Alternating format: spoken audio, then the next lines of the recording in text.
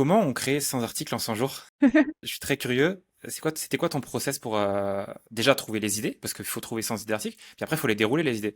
Alors pour les idées, pareil que quand je te disais, une fois que tu as un projet, les idées sont partout. Vraiment, c'est ça. Une fois que j'avais décidé de faire ça, j'avais une note sur mon téléphone et je pense que j'étais insupportable avec mes amis. On parlait, on allait boire une bière et je disais, attends, attends, attends, 2 secondes, je vais noter ce que tu viens de dire. Et j'étais un peu obsédée quoi pendant ces 100 jours, chaque fois que j'entendais, sur un podcast, parfois je regardais une série, je un magazine, pareil, ouais, comme je disais, conversation avec des amis et cetera. Je notais, je prenais des notes tout le temps. J'avais plein d'idées, ça a vraiment pas été le problème parce qu'une fois que tu es en chasse, tu en vois partout en fait. Hmm. Tu les vois dans des bouquins, tu les vois et cetera. Donc j'avais cette liste, donc ça c'était pas le problème. Ensuite, tous les jours, je commençais par ça. Je m'asseyais, je me faisais une tasse de café et c'est parti. Et en gros, la raison pour laquelle je pense que j'ai réussi à tenir, c'est que je m'étais mise aucune contrainte sur la longueur des articles. Le but d'un article, c'était de communiquer une idée. Mhm. Et j'ai des articles que j'ai publiés à ce moment-là qui faisaient 300 mots. 300 mots, c'est rien du tout. C'est vraiment très très court à écrire. Mais l'idée, elle était là. Il n'y avait rien d'autre à ajouter et c'était utile. Et ça fait partie parfois de mes articles les plus populaires. Donc en particulier, je me souviens parce que j'étais allée vérifier à un moment pour me dire c'est quoi du coup mon article le plus court. J'ai un article qui s'appelle The Generation Effect et qui explique que en créant ta propre version de quelque chose que tu étudies, donc par exemple en réécrivant ta propre version ou en publiant ton propre article sur le sujet ou en faisant un podcast dessus, quel que soit ton mode de création, donc en générant, c'est pour ça que ça s'appelle The Generation Effect, en générant ta propre version de quelque chose, tu vas à la fois mieux le comprendre mais aussi mieux t'en souvenir.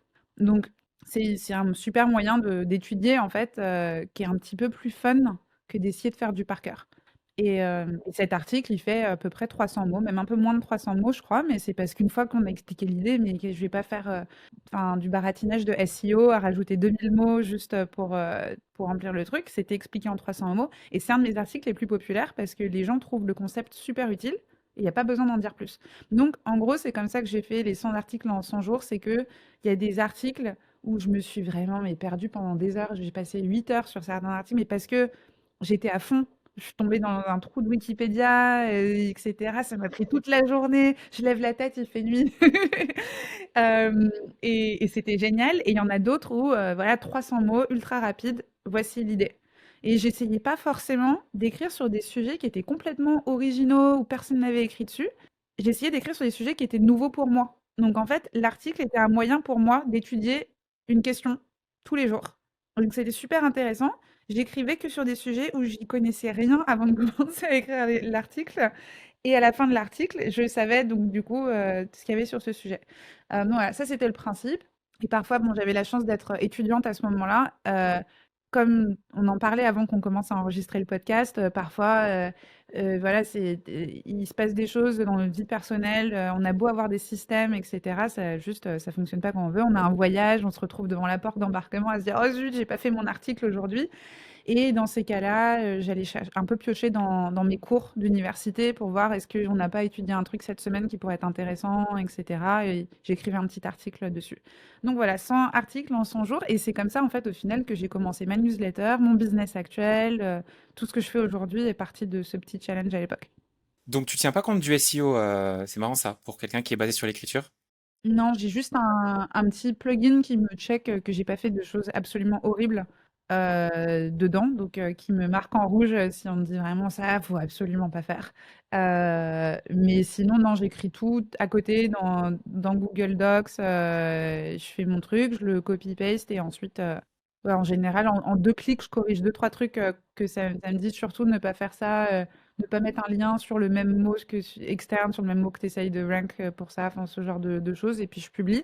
J'ai un super bon SEO score apparemment, donc voilà, ça marche. Mais c'est ce qu'on m'a dit aussi, c'est qu'apparemment les derniers algorithmes sont vraiment concentrés sur le temps passé sur la page et l'engagement que les gens ont avec le contenu, au-delà de paramètres plus artificiels en fait.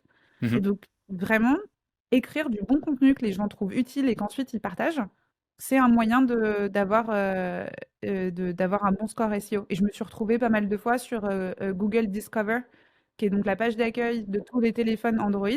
Oui. Ouais, et je me suis retrouvée parfois avec mon site qui a crashé et cetera parce que, Google m'a mis en discover sur tous les téléphones Android.